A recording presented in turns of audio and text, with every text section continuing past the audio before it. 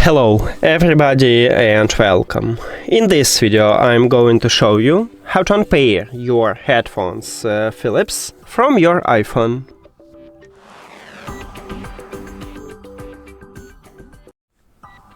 You have to start by open Settings and then go to the Bluetooth.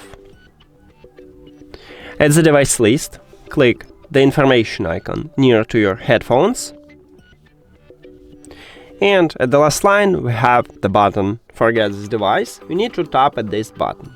But if you want to only stop Bluetooth connection with your headphones but leave them at the device list to reconnect your headphones in the future, you need to select Disconnect. But let's remove them, so forget this device and forget device. Now we can turn off these headphones. At the right ear cup, near to USB-C port, we have power button. Just press and hold at this button. And we did it! Thank you for watching this video. If you found it helpful, please consider subscribing to the channel and leave the like on the video. See you later!